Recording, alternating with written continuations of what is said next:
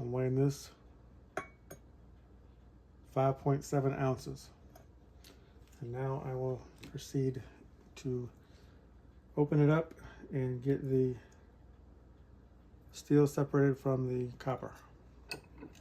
Remember from our previous video, this was 35 ounces, so this was 2 pounds of steel copper transformers.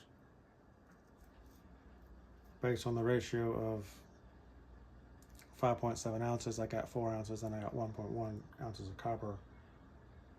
35 ounces, I should probably get at least 7 ounces of copper out of this, I'm guessing, but we'll see. The weight of the empty container is 2.4 ounces.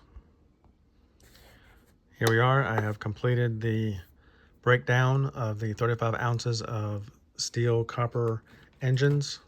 Here is the weight of the steel at 25.5 ounces. And if I remember correctly, the weight of the plastic was about 2.4 ounces. And here's the weight of the copper, 9.2 ounces.